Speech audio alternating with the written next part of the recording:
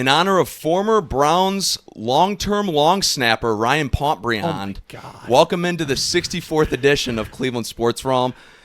As always, Jerome is next to me, my co-host, and then we have a new guest, Ryan Meisenzahl. I believe I'm saying your last name correctly. Yep, you got it. Big-time Bills fan. We've actually talked about potentially having him on for the last 3 to 4 episodes. Finally got him in studio. Happy to have you. Ryan, how are you doing, man? I'm doing pretty good. How about yourself? Good. I can't complain. Jerome? I'm doing good too. And then, you're happy because you have another Notre Dame fan in the studio for once too. Yeah, and damn right. then so that this is cool. We're happy to have you. This has been a long time in the making. And then, obviously, with all the Bills news that came out, Bills crazy game on Sunday, it really actually worked out well to have you on this week. And then, obviously, you're moving back that way, so it's good to have you back on. So I think we just got to get right into it. Let's start with the Broncos-Bills game. First of all, did anybody realize in live time that Bo Nix broke his ankle on that play? I don't think so. But obviously, let's start with the controversy because, Kevin, I know what you think, but I'll let you voice your opinion anyway. Interception or not, I think not. So I actually do think it was an interception. The only reason I say that is because when he came down to the ground, I think if he falls down, turns over, and that ball squirts out, I think they rule it incomplete. I think that's how it would have been on the field. And basically that's exactly what happened, except for the Broncos player came out of the pile with it. So I was in favor of that actually being ruled an interception. I know that's not the popular take right now. The only thing is, and you were the one who pointed out in live time on Sunday, Devontae Adams' play was the same thing, and they ruled it, completely different, the one we were discussing. Correct, and that's a different argument for sure. But I think it was ridiculous too that McDermott asked for a review. They didn't give him one. Obviously, I'm pretty sure that I know where you stand, but go ahead. Yeah, I mean, obviously I'm biased in the whole situation. I think it was a catch. I mean, I saw a different angle today. I thought it was pretty clear that it was a catch. He catches it. He catches it pretty much over his shoulder. He brings it to his chest. That, I would say, counts as a football move. Okay. Then he hits his knee, and he hits both legs on the ground. So at that point, I would say it's down because there's no time element, I don't believe, in the factor of a catch. So I would say at that point, he's made the football move. His knee has been down, so that would be a catch. I think so too. That's my opinion. And I think that the thing we ask for as fans all across the league is consistency from the officials, and we're just not getting it. Every game they're ruling things different than they did the last game, and it's frustrating because all we're asking for fans is consistency, and they have the best angles, 1,050 different angles, and they still can't be consistent, and that's where I think we get frustrated. And I think that's the big issue right now with the NFL. It's not necessarily, I mean, we can argue whether it's, the right call or not, but Jerome, like you were just saying, the consistency part of it, I mean, we see, and that's not just with those calls specifically, that's even with penalties. I mean, you see blatant pass interferences that aren't called, very ticky-tack, where it seems like they're kind of hand fighting, then those get called, but the blatant ones don't. Like, something has to be done, and it seems like we've been talking about this ever since we've been watching football, really, for the better part of 2 to 3 decades. It feels like this has been a conversation, at least that I can remember, of just watching sports in general, and that's across all sports. Not necessarily the MLB, but the NBA obviously has that issue as well. But that's just basically what we want as fans. Tell us what the rule is.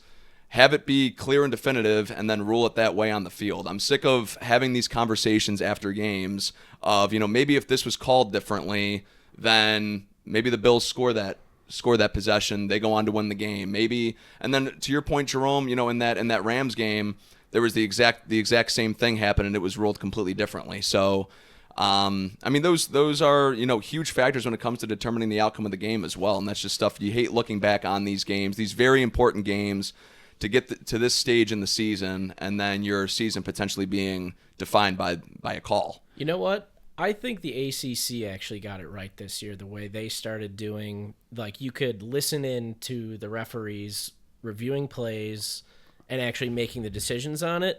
I don't know if that brings more consistency to it, but at least brings more transparency to it.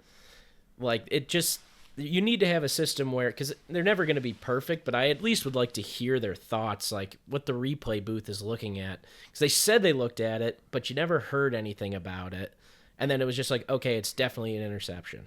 Yeah, and that's honestly something I would say the NBA has done a really good job of over the last couple of years. And you can argue whether that's, a free throw competition or not, but it seems like whenever there's a crucial call, you will have the referee get in the face of the camera, have the microphone, and explain why they're going to either keep the call as stood or whether they're going to reverse it. So, and in the NFL, we never get anything like that. And I agree with you guys. I think the NBA, ACC both did a good job with that. I just don't think we'll ever get it in the NFL because I don't think some of these clowns will be able to explain themselves. No, and they even tried to make it to where you could start challenging penalties, and that lasted for a year because there was nothing that was ever overturned. Definitive. Or it was just the pass interference penalty, wasn't it, in the NFL? I think so. I think it was, lasted, and that was after the Rams play. Yep. And I think that was it. Yeah, I think they did it for a year. Nothing was over. Nothing really ever got overturned, and then they just went back to, okay, I guess this is just how it is. So, I mean, it's frustrating for sure, and it's something that I'm sure we're going to be talking about Probably playoffs. next year. Probably after a few Browns games next year. And so I also thought, okay, so the first, and then when it comes to the pass interferences, speaking of that in the Bills game, I thought the first one against Cortland Sutton was utterly ridiculous. That was not pass interference. Trey White, that was pass interference. But then Brandon Cooks, I thought, if you're going to call that Cortland Sutton one, you got to call the Brandon Cooks one, right, Ryan? And I'm looking at this not even from a biased point of view, but so I'm sure if I was you, I'd be fit to be tied and pissed off. Yeah, I mean, in the moment, I will say, like, I look back at that Brandon Cooks one, and there is definitely, like, a conversation to be had about, is that a catchable ball? Is that not a catchable ball? That's also something I'd like to hear maybe an official, like, giving their opinion on. But the first one on Cortland Sutton that just wasn't pass interference. No. Definitely not. And the Trey White one definitely was, but I think the game was pretty much just over at that point anyways. Yeah, I it really think so didn't too. matter. And I also think I don't blame Trey White for getting his money's worth and yelling at the official. I thought that was hilarious because at that point it's a chip shot field goal. So you're moving the ball from the 8 to the 4, half the distance. Who cares? Your season's over. You might as well yell at the guy, take the fine, and just blow up like he did. That was great. Yeah, I haven't heard anything about a fine coming out of that yet, but I have to imagine it's going to be pretty big. I think it's going to be excessive too. Cause I think there's going to be multiple other fines coming out of the Bills organization just for continuously complaining about that call. Yeah, and wasn't the and we can talk about this a little bit more, Ryan. I'm sure you listened to the press conference. It's gone kind of viral with the Bills owner, the Bills owner's press conference. But I know somebody had asked him about the call on the field, and before they could even get done asking, he goes, "Yeah, they blew it."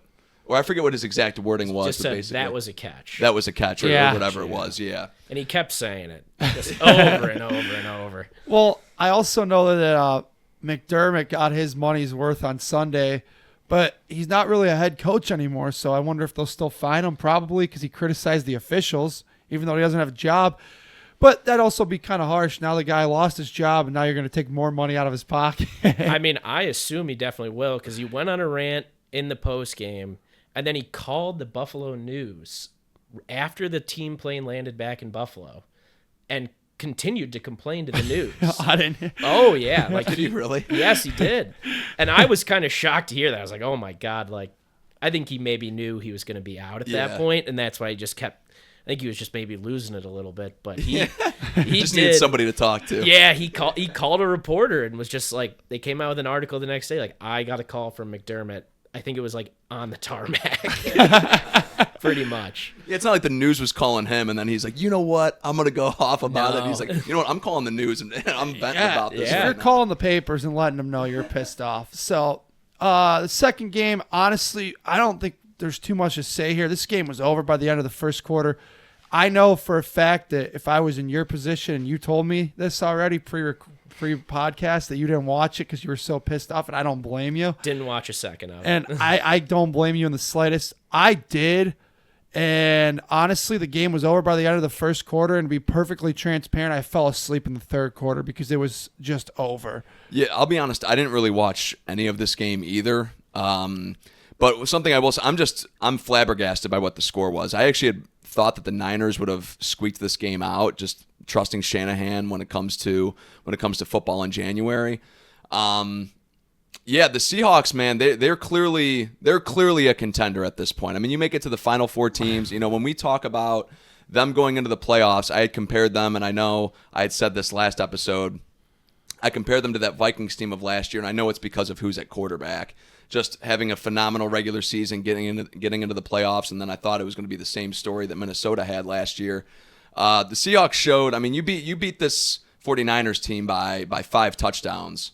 I mean, you're proving that you're up there. Well, and also they made a big deal all week about Darnold's oblique, and then he just balled out. Did he play the whole game? He played. Well, I think they must have sat him at some point. I think eventually they let him sit, but like the throw he made in the corner to Jackson Smith and the Jigba when it was still like watchable was incredible. And like, I mean, they opened it up with a huge kickoff return from Rashid Shaheed. Thank you. Who, Kevin, we got it. He's been actually a big time difference maker, I have to say. Remember we got into that? I thought that was kind of a nothing trade when it went down. Yeah, I know. We sat here and argued about it on the he podcast. Has been a difference maker. And I said I think this is a big move for Seattle, and it actually has paid off. So yeah, that game, I don't think there's much left to say there because it was just a snooze fest. Now let's get into Sunday. Foxborough, CJ Stroud. I don't know if I've seen a quarterback play that poor and the defense be able to keep him in the game as long as they did. That defense literally was on life support and still making plays. But I think if Stroud gives them anything, guys, I think they have a good chance in this game. He gave them nothing, though. But he gave him nothing the week before, too. I was about to say, yeah, this was back-to-back weeks. Yeah, it's the same thing. I mean, how many turnovers? He had 4 turnovers, I think, in that game. In the Pittsburgh game, yeah. So there's not much to say there. I just don't. They're going to stick with him. They kind of have to at this point because he's proven he can be good. But there's no consistency there. I don't really see it. Yeah, I don't get what's going on with Stroud right now. I think he's got the yips or something because he's making mistakes that like people in Pee Wee football, like little kids make. Like you drop the snap, you pick it up, you see the rush coming, and then you just flail the ball somewhere, just wherever on the field just to get rid of it.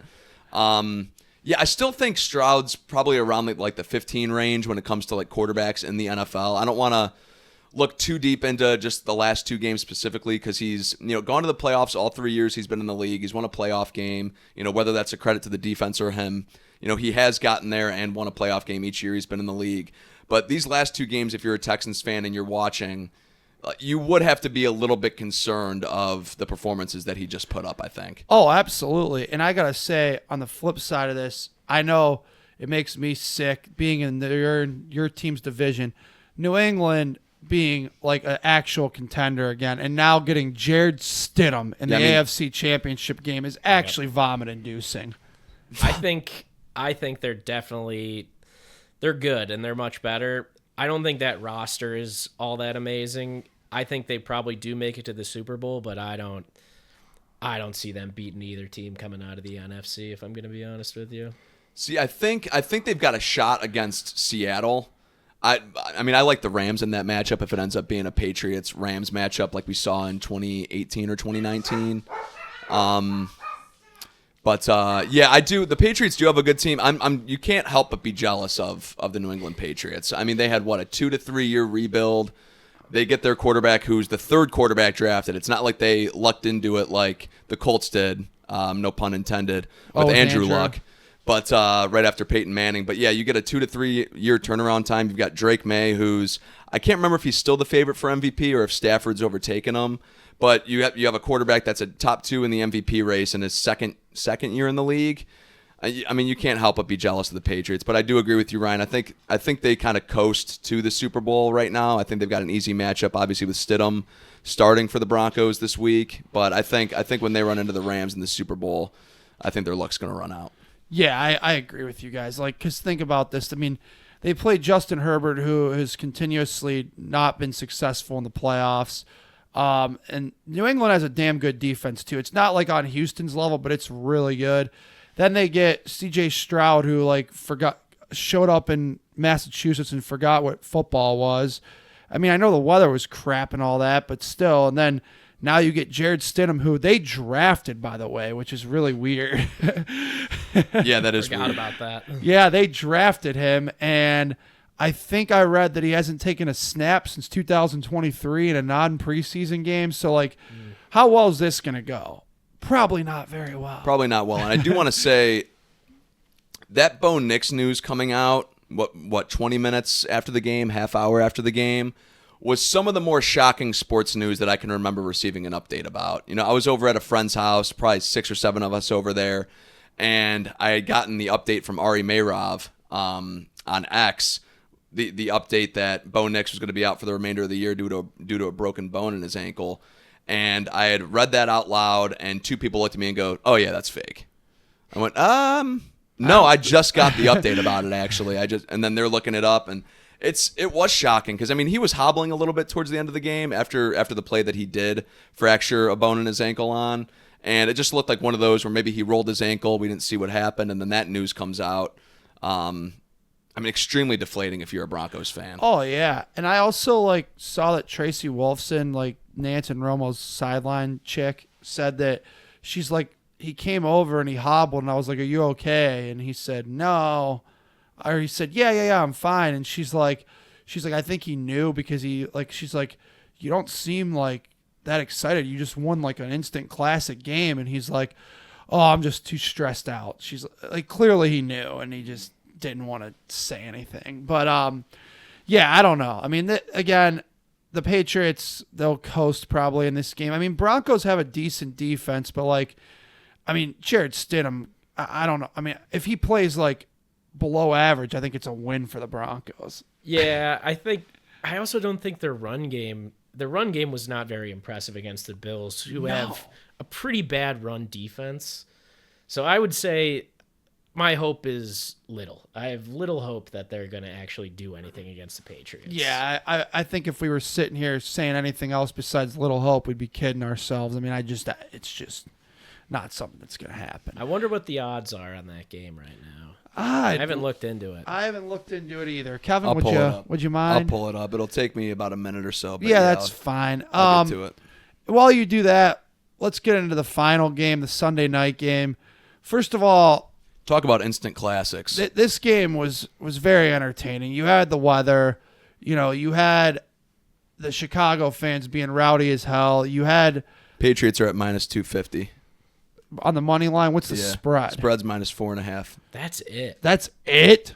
Yep. Wow. I think I will probably be betting on the Patriots in that game. The Patriots spread. Yeah. I think I will be taking the New England Patriots as well. So this Sunday night game, honestly, there was a lot of defense involved in this one. And then that play by Caleb Williams was honestly one of the most shocking, in the moment plays I've ever seen. You just see the guy drop back practically to midfield and just wing it. And it drops into Kmet's hands. And then the thing with Caleb that I honestly, he makes some spectacular plays. He really, really does. And I don't mean to take, those away from him. But then, you look at that interception in overtime, and I know it looked like DJ Moore gave up on the route, but, Caleb did throw 3 interceptions in that game. So, he gave them a lot, but I thought he also cost them multiple times throughout that game on Sunday night. Yeah, I think that's absolutely fair. And I honestly think on that interception that was intended for DJ Moore, I think even if DJ Moore cuts that and breaks towards the ball at full speed, I still think it's picked. I mean, it was in his vicinity, but I didn't really think it was close to him, if that makes sense. Yeah. I didn't think it was close to being able to make a play on it. Did that ball get tipped, though, before it got picked, or did it just get straight up picked? I think it just got I straight thought up. it got just straight up picked. Because, maybe he could have gotten a finger on it, and it just bounces a different way, and then you're still alive, but I don't know. I was impressed with him at times, and at times I was like, I don't know, dude. Sometimes you just gotta dirt a ball. Yeah. Yeah, no, absolutely, absolutely. You doing that's the story with Caleb Williams, though, is he has those. I mean, we saw it against the Browns. There were a couple wow plays from Caleb Williams, and that was against what I would say would have been the Browns' strength in our defense. Yeah, and he's making those plays, so he wasn't going up against slouches. But yeah, and that's a Bears team that they've been in close games all year. It seems like all those games that they've won have been one-score games. Well, so. you know what they say. You win Yeah. a bunch of one-score games one year, you're going to lose a bunch of them the next year. So if that old adage holds up true, the Bears and Broncos are both in trouble because they both won a ton of games on game-winning field goals. So if that adage holds up, Denver and Chicago are not going to be very good next year. And it also felt like Chicago was just coming from behind a ton Constantly. this year. Like, it wasn't like, oh, it's just a one-score game. It was kind of back and forth. It was like they'd turn it on in the fourth quarter, and it was just... They'd stand around for the first 3 quarters and do nothing. Yeah, and they'd be down 14, 17 points going into the fourth quarter. I mean, think about the wild card game against the Packers. They were down 21-6 going into the fourth quarter, and then like all of a sudden what the hell happened? It looks like 2 different teams on the field. I don't know. I don't get it. I kind of want to get your guys' opinion on this. Do you think they should have gone for 2 after that miraculous touchdown? So, I mean, hindsight being 2020, I mean, looking back on it, you would say, yeah, right, just because they lost. But I think you're riding the momentum like that. I think you take the momentum into overtime, and you trust the momentum at that point. And I just don't want to be looking back at that play if you don't get the 2-point conversion and wondering what if we would have went to overtime. Guaranteed a possession now. It's not like in years past where it's first team gets the ball. If they score a touchdown, they win. You're guaranteed a possession in overtime. I still think they kicked the extra point. However, I will say when they got the ball, was watching the game with Jerome, and we had said basically, if the Bears are scoring with Ben Johnson, they're probably going for 2. I was surprised. I was surprised they didn't. What was your stance on it? I'm a big advocate in that situation of going for 2. I mean, the Bills did it against the Eagles earlier in the year, and it didn't work out. I remember that. I was fine with that decision. I actually thought that was a better decision by McDermott at the time. I just think you have a play like that, and yes, it'll be super deflating if you don't get it, but it just feels like all the momentum is on your side at that very moment. Like, once you start getting away from it a little bit and your defense has to come out, I just think you want the offense out there, and you just want to say, hey, we got one play to go win this game and move on to the NFC Championship. So here's my opinion on it. If that play happens in the regular season, I think I do go for 2. But in the playoffs, we're like, it's do or die. Like, I don't know. I want to give myself the chance with the extra 10 minutes. And maybe to Kevin's point, like if you have, the Josh Allen overtime is like I like to call it because they changed that rule, and rightly so for him. I thought the old rule was stupid and ridiculous. But if it's like in the overtime, the new setup, the new format, sure, I think I kicked the point. Maybe in the old format, yeah, because if you don't win, now you're putting your fate in the flip of a coin. If they go down, you're screwed. But now guaranteeing that you get the ball at least once, sure, but then we saw what happened, and Caleb just threw it to Cam Curl instead. So. Yeah, I think what's funny is that we disagree on what they should have done, but we agree about the reasoning why. Like, he would have went for it because of the momentum. I'm going into overtime with the momentum, Yeah. So yeah, it's funny. And you know what? I think I don't really argue against either of them. Like, I think they're both valid cases. And so. yeah, I wouldn't have blamed Ben Johnson for going for 2, by the way. Like, for that same exact reason. You score, let's not send this into overtime and ruin the momentum that we have. So, I mean, I definitely see, in Ben Johnson's case, I think either decision, I see the reasoning as to why. Yeah, so. Absolutely. So, conference championships real quick. The first one we already kind of gave our opinion. We're not going to really bother going too much further into that. I don't think there's a... Yeah, we got the Patriots over the Broncos. I think that's a clean sweep here. Yeah, I think we're all taking the Pats. And then Game 2, actually, I think has some serious interest and intrigue. I'm glad the spread is the night game. I don't, but do you? Seahawks are laying 2.5. Seahawks are laying 2.5. You know what?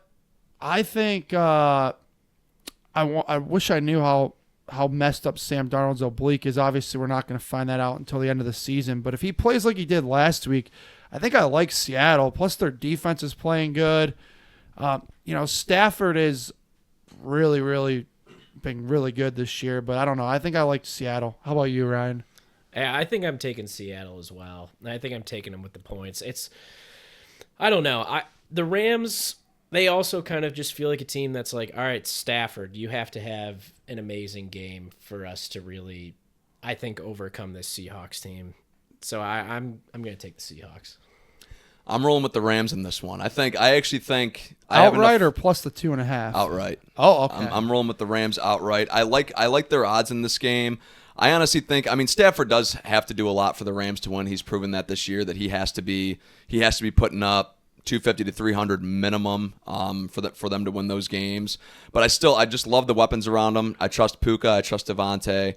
I like that backfield that they have with Kyron Williams and Blake Corum still. I do, and I think their defense is going to be good enough and be able to make the adjustments enough to keep the Seahawks in check. And let's not forget, too, goal line merchant Zach Charbonnet out for the rest of the playoffs. Yeah, he too. is. So I know that. we might be able to see Kenneth Walker with a full workload this week. I was going to say, Kenneth Walker actually has been playing really well, though. So, like, yeah, the Charbonnet thing sucks because it's nice to have the tandem and two talented backs. But, like, I don't know. I still like Seattle, especially at home. 12th man's going to be a factor. They'll be all fired up. Rashid Shaheed's going to have some big plays. Let's not forget about Jackson Smith and Jigba either over there. Of course not. Yeah. And, you know, also, like, Seattle's defense, I feel like, has progressively gotten better throughout the year. Like, they weren't that great at the beginning, but now they seem like to hold that San Fran team to 6. I know they have a ton of injuries, but still, I mean, that was very, impressive effort. So yeah, I thought so. You know what? I do kind of hope you're right, though, because I want the Bills to be able to interview Clint Kubiak before the Super Bowl. I got you. So that's actually a good transition, I think, into the head coaching talk, honestly. All right, yeah, let's get into it. So, I mean, we've now seen, we talked about, did we talk about Tomlin last week? Oh, we had a whole 30-minute segment. Yeah, on that's Mike exactly Tomlin. right. Yeah, we spent half the episode talking about the guy. Yeah. It is interesting now that, like, 3 long-term head coaches in the AFC, 2 in the AFC North are out, and they're proven good head coaches. Tomlin, Harbaugh, and obviously McDermott now. Ryan, we're glad to have you in studio this week for this reason alone. Where were your thoughts, or what are your thoughts on the McDermott firing? Do you think it was the right call? How did you think of his tenure in Buffalo, and where do you see Buffalo going from here? First of all, I do think it was definitely time for McDermott to go. I've been saying that since the 13 seconds game. Now, I understand a lot of people saying, like, you kind of got to give him maybe a little bit more time. But it's been so long, and there's so many playoff heartbreaks under McDermott that I do think it was time. It's a great run that he had, and he completely rebuilt the franchise, it feels like. He was brought in before Bean came in. He had some really good picks in that draft because they were pretty much his picks in that draft. But just after a while, you can't just keep getting your heart broken. And it's just every year they find a new and interesting way to lose. And every year it's just like, all right, it's got to be time. All right, well, I will say I was not that surprised because this has been, all the insiders and the mouthpieces were kind of really signaling this one a lot. Like, you heard this swirling for a couple of weeks. Like, even I heard after the Jacksonville game, like, Buffalo better win this game or Sean McDermott's gone. Like, I wonder, the only thing I would ask you as a Bills fan is why not Brandon Beane too? Because he seemed to really screw this whole draft thing up. I mean, obviously, what we heard what the owner said today about Keon Coleman, but regardless, even without Keon Coleman, he hasn't drafted enough, I feel like, skill position around Josh. I mean, I know they picked James Cook. Ray Davis is half decent. The tight end, Kincaid's good. But, like, I just feel like they need to supplement Josh better. And that, to me, would fall on the GM, right? No, I mean, I do agree with you, and that was my initial thought, was if you're going to fire one, you have to fire both. That was our stance, too, in Cleveland at the time, and we both did not do that. I've kind of changed my tune, especially after listening to that press conference today. I wouldn't trust the owner to replace basically the whole organization. I just wouldn't trust him to do it. I think it was definitely time for McDermott to go, and I really think Beane is going to be on the hot seat because he really hasn't done all that much to give Josh the wide receivers that he's been bringing in are bad, I would say. I mean, you guys had, like, the 2017 Pro Bowl overseas. I mean, it's like Brandon Cooks, McCall Harmon. I mean, guys who haven't been good since we were still in college. I mean, come on. Yeah, I mean, like, bringing in Palmer last year, I think a lot of people were kind of just like, okay, that's a fine pickup, but it's not really like, It's not what they needed. They Doesn't move the needle. Yeah, they need a number one. Josh was at his best when Diggs was there. But I think a big problem with it is Joe Brady. And I don't know how much the OC Joe Brady kind of takes marching orders from McDermott, but the offense that he has implemented, this everybody eats offense, it doesn't really support a number one wide receiver. And we saw what happened to Diggs' production after Joe Brady became the OC a couple of years ago. I don't know how much of it is the usage of the players versus the players themselves, I would say. That's a fair opinion. Yeah, I think that's a fair point. What did you think about Sean going? I mean, because everybody heard it swirling for a little while. So I will say, and friend of the show, and he's always on the show now, it seems like, your brother Rob. Me and him were talking extensively about this, and we both were like, these heat of the moment decisions that we saw with the Ravens firing Harbaugh, the Bills firing McDermott. This is ridiculous. You have a good head coach in place. You've got obviously a good enough roster to make the postseason, put it together for a few seasons, which obviously Buffalo did. Hasn't resulted in exactly what they've wanted. I've started to rethink my thought process on this because I heard on 92.3 somebody had called in and said that they had basically stood with the Bills' decision to fire McDermott and gave their reasoning as to why. And they looked back at that Buccaneers team from like 2000, 2001 that could never get over the hump. They fired Dungy, hired Gruden, won the Super Bowl. Like that was, they knew they had a good coach, but their coach clearly was not good enough to get them to that next step. Whether the next coach is or not it's up to obviously the Bills on whether they pick the right one, but you got to go down swinging at this point, right? I mean, you've got 2 strikes.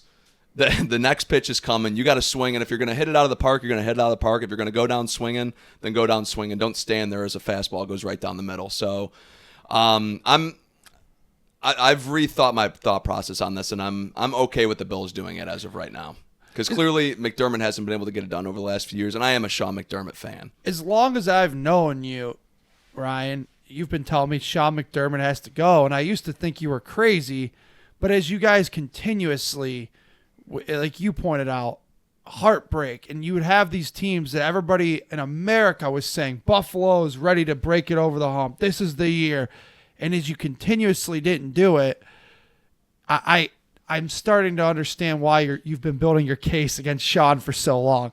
Now, what I think was interesting about this year's team was like it was probably the Bills' easiest path without Lamar, without Joe Burrow, without Patrick Mahomes. But also, I think since probably Josh's rookie or second year was also probably the worst roster he ever carried in. So it was really weird to me. Like, how do you balance that? Because you have the superstar quarterback, but you also, like, this is his easiest year, but then also, like, the roster he's carrying in there is not very good. I think what was tough was going into this postseason, all the pressure was on Buffalo. AFC or NFC, everybody was looking at Buffalo. Even though they were the 6th seed. Even though they were the 6th seed, saying this has to be the year. And that obviously got to the locker room. They knew that, I think.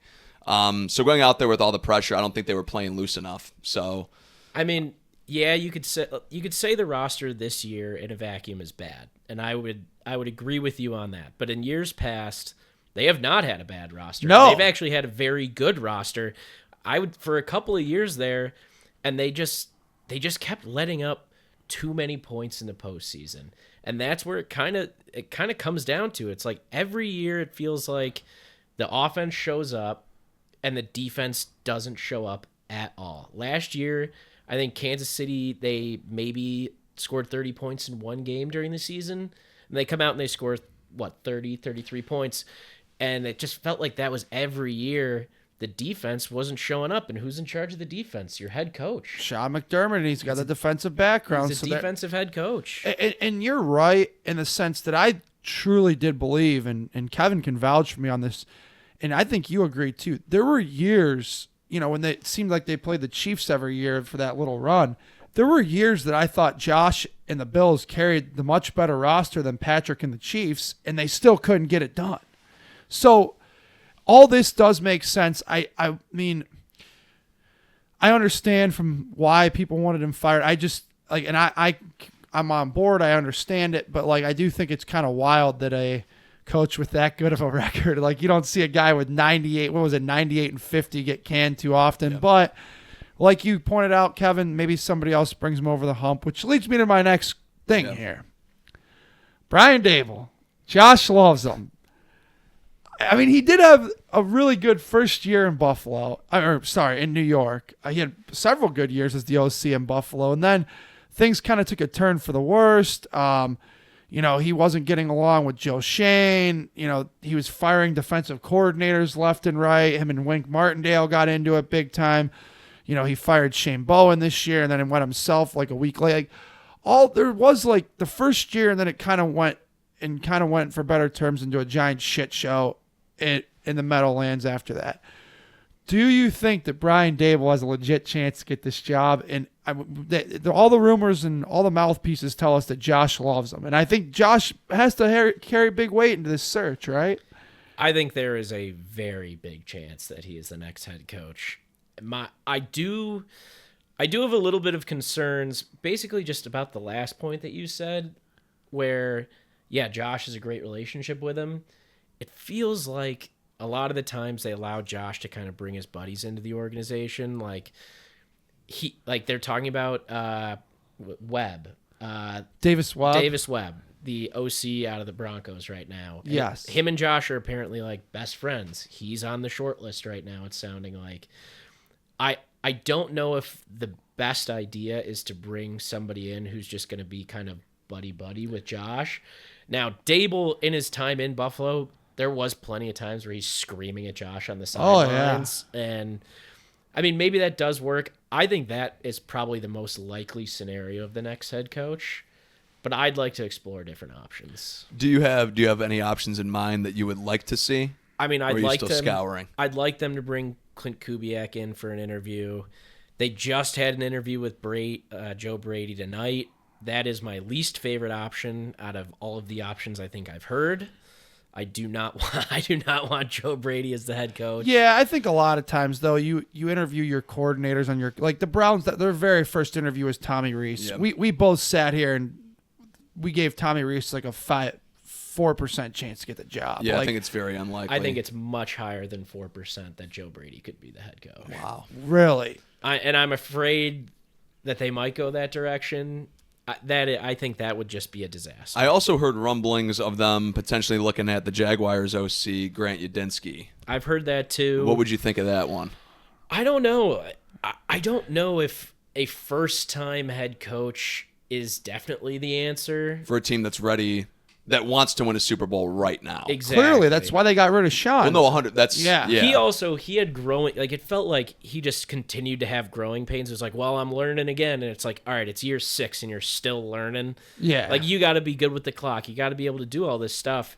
And I just am afraid that if you bring in someone who's never been a head coach before, that you're just going to get bad clock management type of mistakes and all these other different types of mistakes. Where even if you brought someone in who wasn't the most amazing head coach like Dable, they at least have the experience and maybe have learned from it, where it's just kind of a crapshoot if you bring in someone. And maybe Dable has it hasn't been all that much time. He did get fired in October though, so he's had a little bit of time, right? Because maybe he's had this time to sit around and reflect like, hey, I did really good my first year. I won the coach of the year. I elevated Daniel Jones to points at that point in his career where people had never seen him play like that before. That was all me. Like, I did that, and I took this Giants roster that was not very talented and went on the road and beat the Vikings. Like, he did do all that. And then, like we said, it went into a giant disaster and a disgrace from there. But maybe if he sat back and reflect, maybe Dable would, if you're going to go like with a guy with Buffalo roots per se, or someone who's tied to that staff or that organization, I would take Dable over Joe Brady in a heartbeat because he's been there, done that. Dable's been in the league for a long, long time. I remember when Brian Dable was the Browns offensive coordinator in 2010. Like, the guy's been around for a long, long time. So I don't think that would be that bad of an option. I feel like I need to see a coach that I'm sure is going to bring in a new defensive coordinator if they are not a defensive head coach. I do not trust Bobby Babish with the defense. he was definitely calling plays earlier in the season, and it was not good. And then they said McDermott started co-calling plays with him, which I'm pretty sure just means he took over play calling on the defense. And I just think, like, if you keep Joe Brady, he'll probably keep Babich there too, and I don't want anything to do with that. Yeah, I can understand. It's also like it's an interesting situation for Buffalo because they're like late to the party in the sense like everybody else has already been fired or had their guy kicked out the door for weeks. Like, I think the party might have taken a pause though, right when that happened. Yeah, I think you got a lot of people who are maybe looking around saying, "Oh, there's Josh Allen." Yeah, exactly. Especially if they're offensive guys, they might see this as an opportunity to be like, "Man, you can coach one of the best quarterback, like a top, I would say the best playing quarterback right now, probably like a top 3 quarterback in the NFL." I would argue even maybe the best. So honestly. I think you're going to have at least all the offensive guys should be looking at Josh Allen and saying, what can I do with him? You think Harbaugh or Stefanski in particular regret their decisions right now? we were talking about that on the way here. Were you? Because, okay, Harbaugh's situation, yeah, you have Jackson Dart, but, like, he's up and coming. You're going to have to really coach him up. Like, there's a lot of work left to be there. Like, Josh Allen, there's no work left to be done in, like, developmental or anything like that. It's basically like, hey, you're Superman.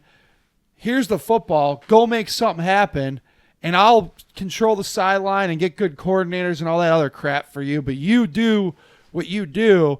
So I would think there has to be a little bit of buyer's remorse. And then Stefanski, maybe, but I don't know.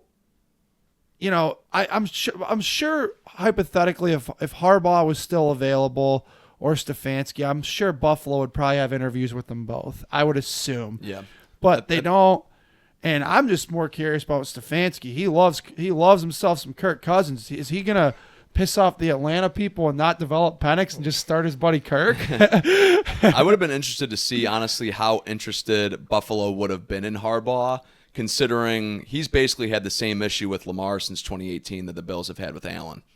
I would and not have McDermott. wanted Harbaugh. Yeah, I was going to at say all. that it would have been interesting because it seems like that would have been a very lateral movement considering what both of them have done for each of those franchises since 2018. And Stefanski, I think the only reason that he has like so much intrigue is, yeah, he is a 2-time coach of the year, but Offensive minded. Exactly. Like, I think people look at Kevin Stefanski as almost a better version of Brian Dable. Like, okay, they both showed up, won coach of the year, got 2 franchises that had both sucked for numerous years to the playoffs and won a playoff game in their first year. Like, they both have that same exact arc. And then shit kind of hit the fan in both places. So I think if Buffalo is interested in Dable, I would have to assume by just putting context clues together, they probably would have been interested in Stefanski. I do think they probably would have had him in for an interview, but I think just the relationship that they already have with Dable is probably why they're bringing him in. Right. I also think I'm wondering if Terry's looking back and saying maybe instead of letting Dable go, we should have let Sean go and promoted Dable back when.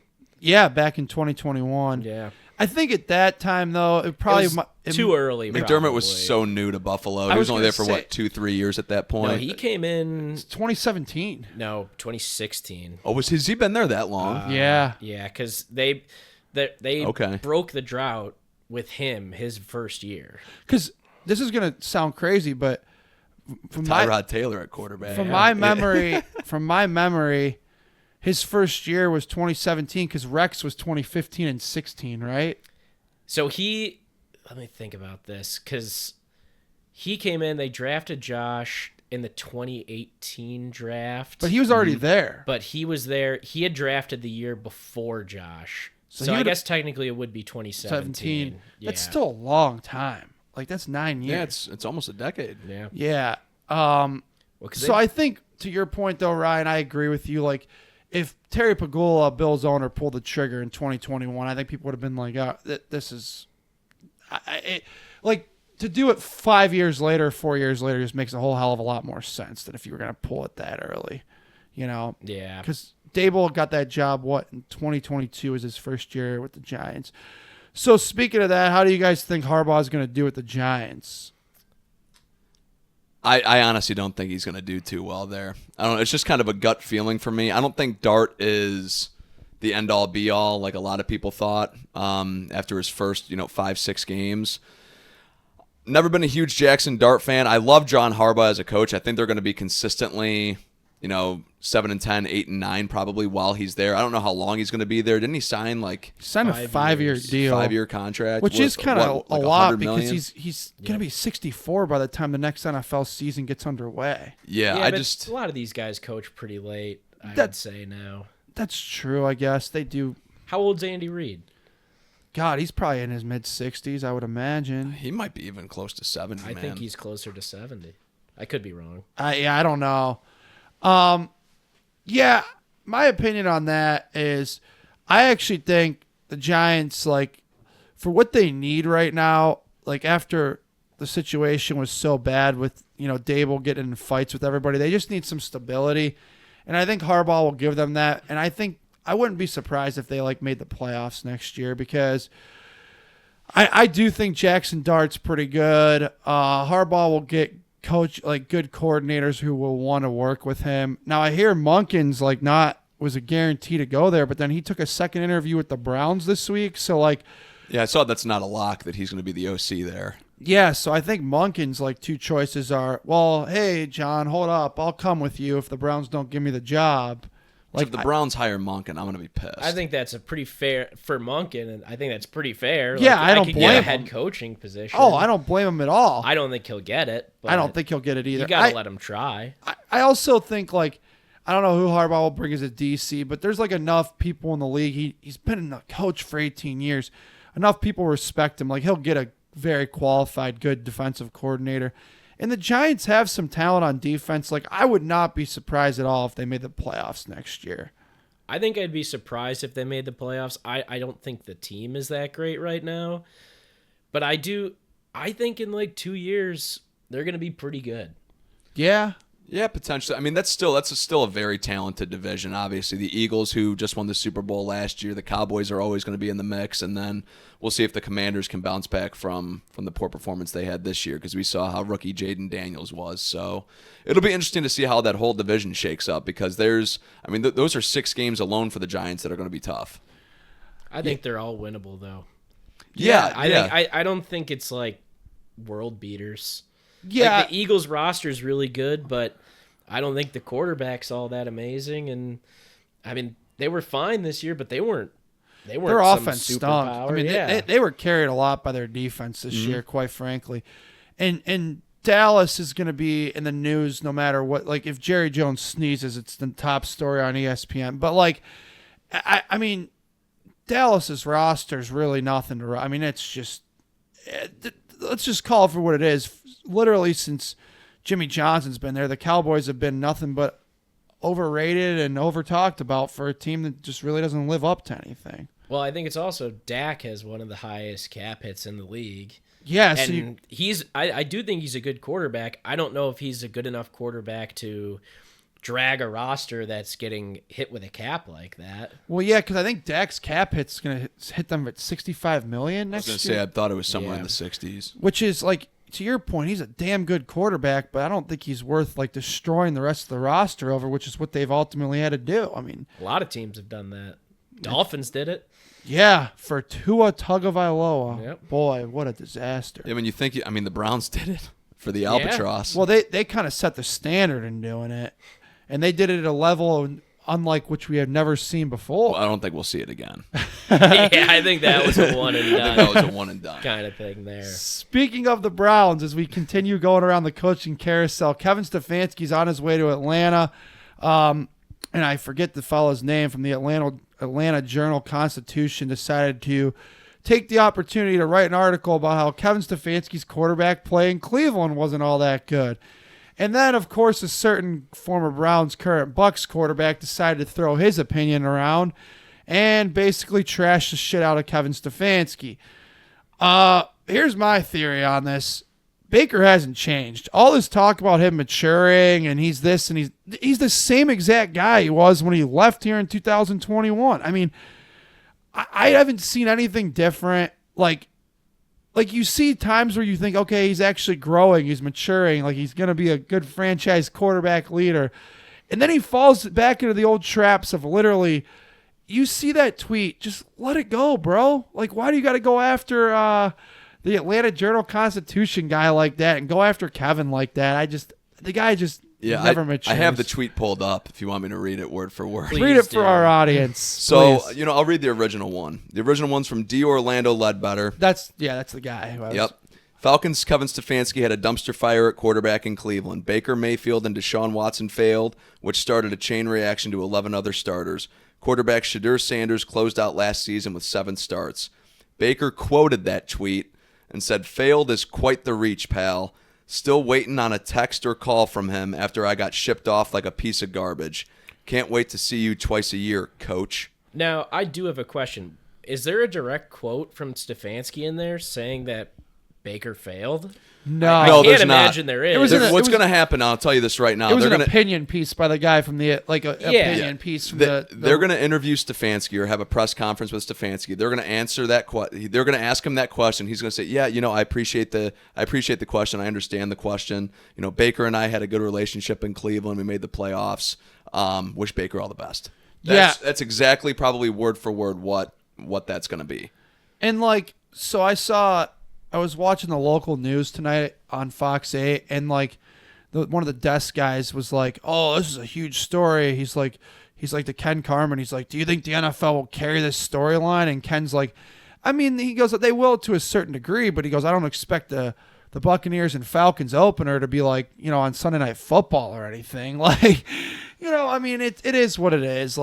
Again, my key takeaway is Baker hasn't matured a bit, and he still acts like a child. And at some point, we hear about, oh, he's grown so much as a person, and LA really humbled him, and this and that. But then he still goes and puts stuff out there like that. Sometimes you just gotta swallow your pride and let it go, even if it did go shitty here at the end.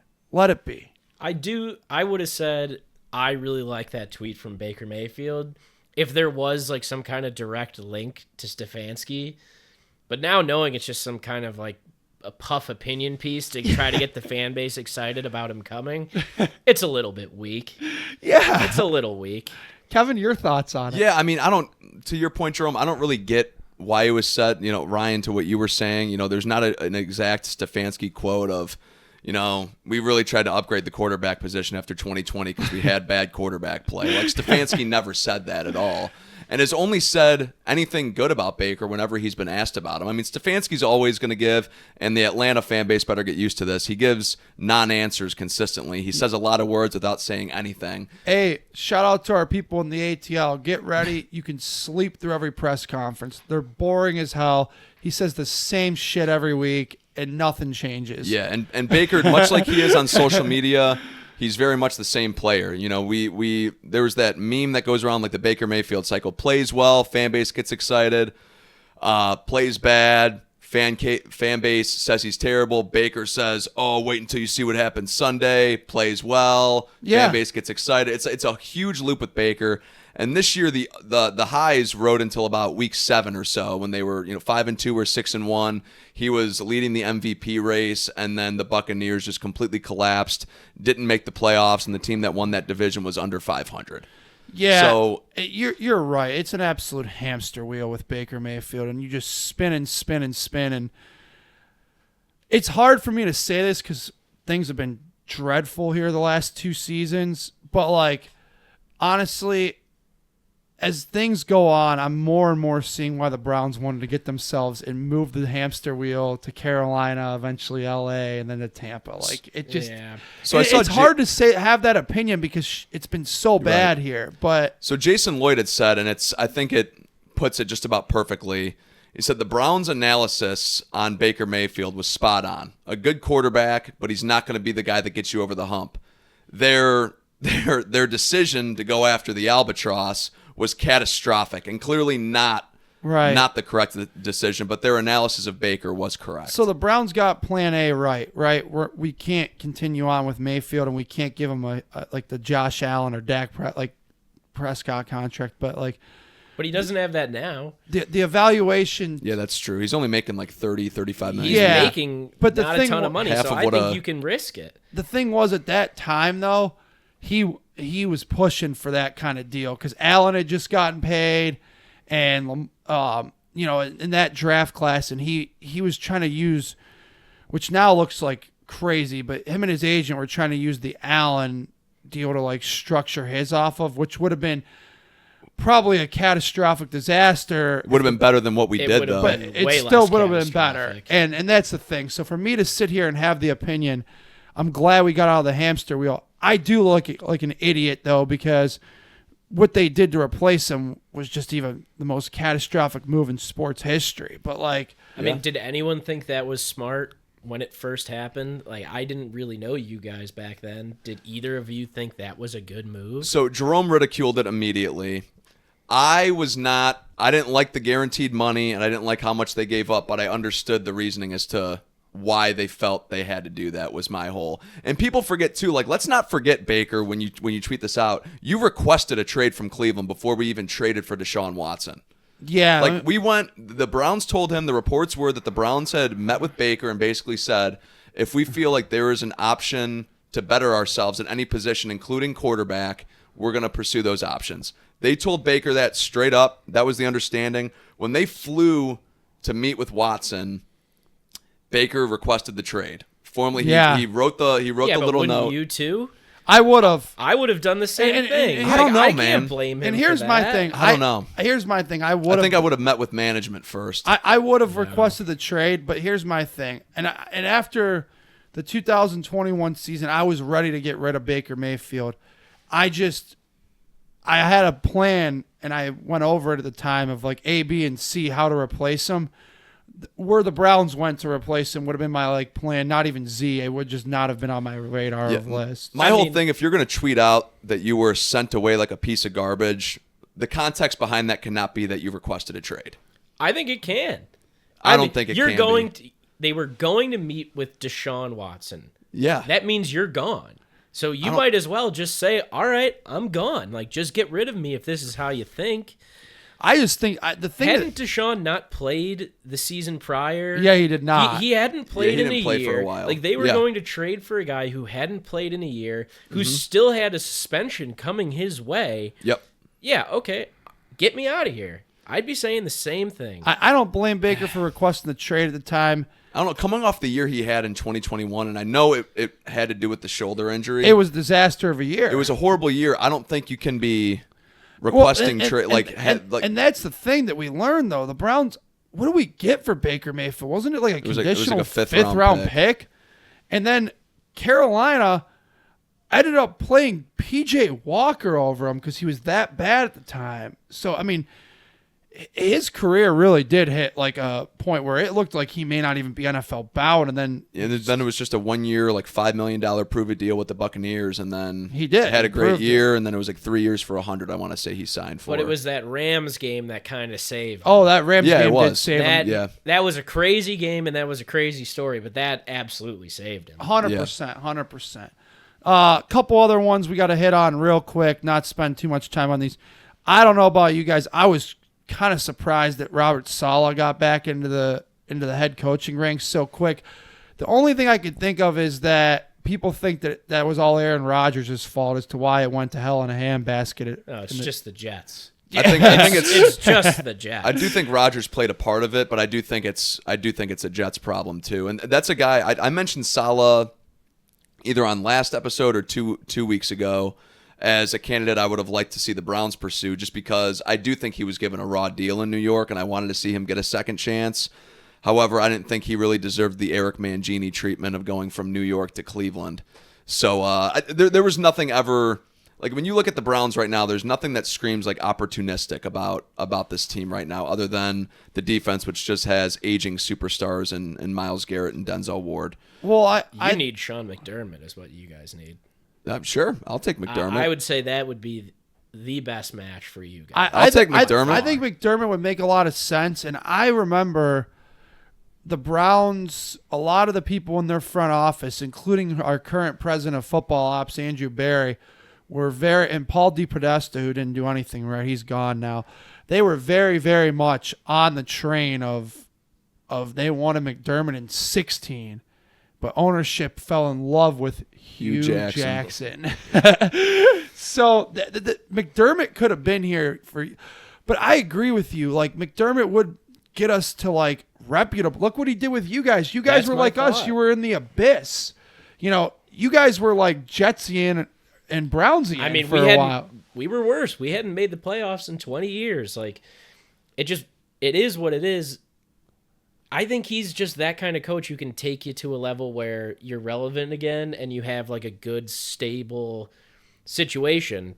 The JB Bickerstaff. I was of the just NFL. gonna say that. I was just gonna say that. Isn't that exactly what you want? Yeah, I would like somebody, because like that's where I honestly think Stefanski's gonna end up being for anybody who got him. Like, the Falcons have been kind of like, he'll get you to the playoffs a couple times, but like I could sit here today and confidently say I don't know that Kevin Stefanski will ever win a Lombardi. I don't.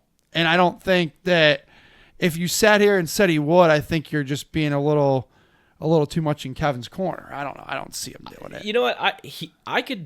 I'll never definitively say no to anybody doing it, but the Browns were a complete mess when he was there.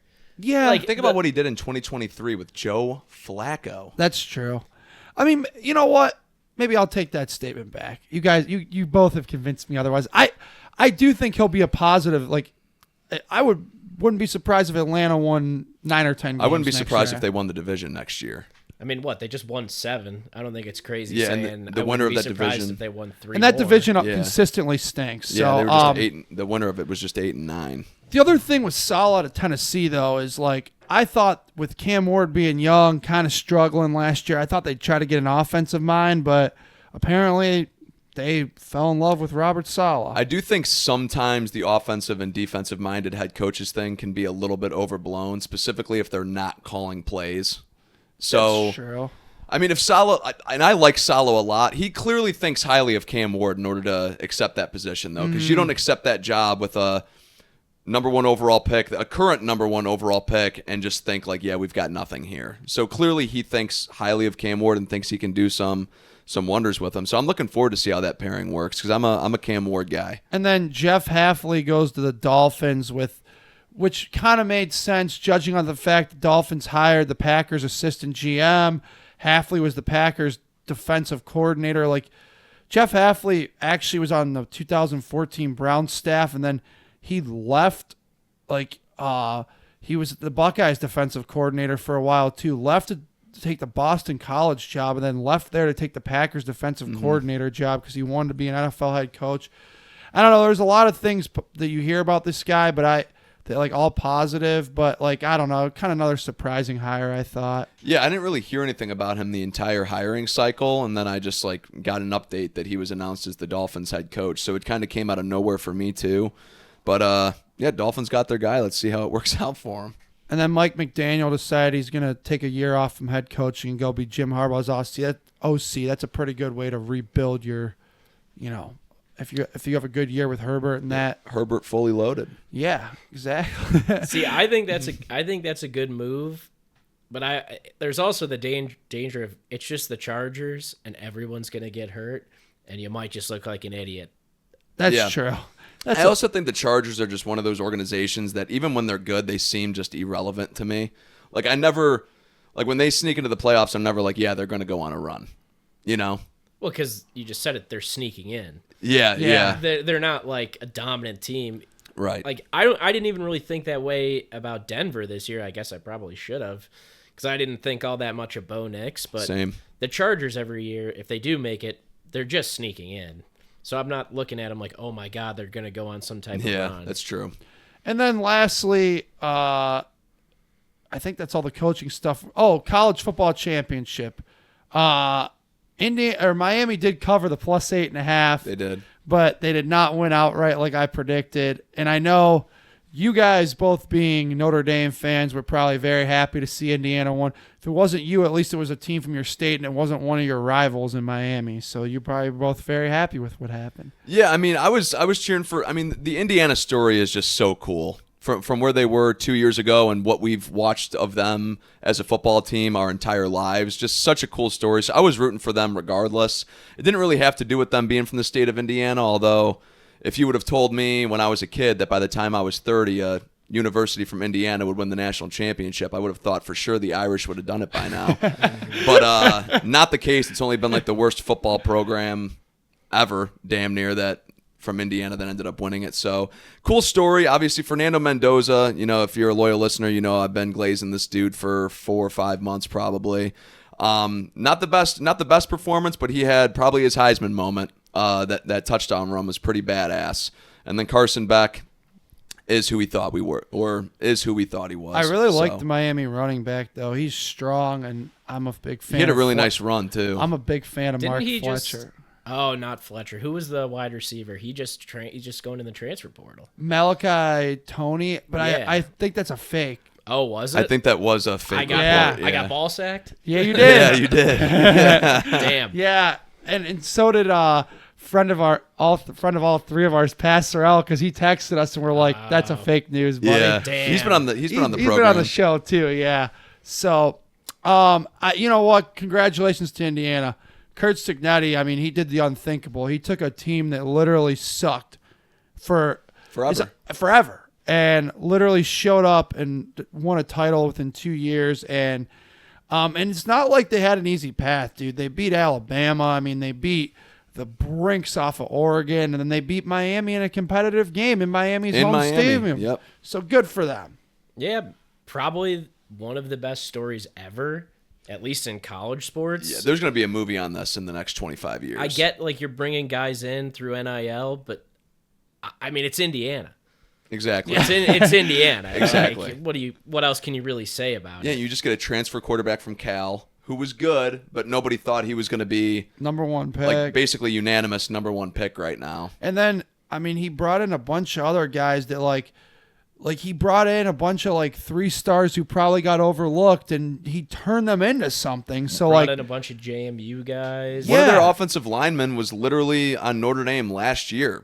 Played well for Pat Coogan. Which is crazy because before NIL, if you would have ever thought, it would have never happened in our lifetime that a kid would leave Notre Dame to go play for the Hoosiers. Exactly. Not in basketball, like in football. Yeah. I mean, it's Signetti. He kind of just has this way about him that's like, maybe I want him to be the Bills' next head coach. I wouldn't say no to that. Well, his whole "I win, Google me," and then awesome. within less than 2 years wins a national championship while taking over the worst program ever is one of the coolest drop the mic moments. I hate to be the bearer of bad news, but Signetti, because he was asked about that last week during media days, a lot of NFL teams, yeah, I'm not an NFL coach. He's like, I don't plan on being one. I don't have any interest in being one. He's like, I'm 64 years old. He goes, I'm staying in Indiana, or I'm not doing this stuff anymore. So he because I know from your point of view too, it would be what the guy did at Indiana. It would be actually kind of cool to see what he could do in the NFL, but we'll never get to live it would that. Maybe ruin his legacy. 100% it could. Yeah, and at this point... And he's going to be... I think they have a deal that now he's got to be a top 3 highest paid head coach in college football or something. Oh, they had to... If he won the national championship, he got his deal redone again or something like that. The deal that he signed earlier this year when Penn State was trying to lure him, I mean, it was whoa, I know that Indiana had a little bit of NIL money, but I didn't know they had it like that. I mean, and now you win. They have Cuban backing them. Yeah, that's huge. And now you win he went there. And now you win the title. Dude, the money is just going to be endless there. And a lot of people are like, "Oh, well this team had a lot of seniors," but I'm like, "Dude, Kurt Signetti's probably going to take a bunch of freshmen that nobody have heard of next year and they'll win 10 games." Yeah, I don't see them going away. They're going to be in the playoff, especially this expanded playoff. I don't 100%. See them really missing out on it. No, they shouldn't. I think unfortunately, we're out of time. And that was fun. Ryan, thanks a lot for being here. Yeah, It's great. thanks for having me Yeah, on. I'm glad Absolutely. we It was a finally lot got of you on, fun, buddy. dude. I'm glad we got to finally get you on. And, you can follow us on Instagram and TikTok and Twitter at CLE Sports Realm. And then this podcast will be available on Kevin, tell him where. This podcast will be available on Spotify, Apple Podcasts, and if you're watching, it's on YouTube as well. You can also watch on Spotify if you want. All right. Thanks again, guys. Thanks, producer Eric on the other side. And we'll talk to you guys next week on the Cleveland Sports Realm. Have a great night, everybody. Go Browns. Go Bills.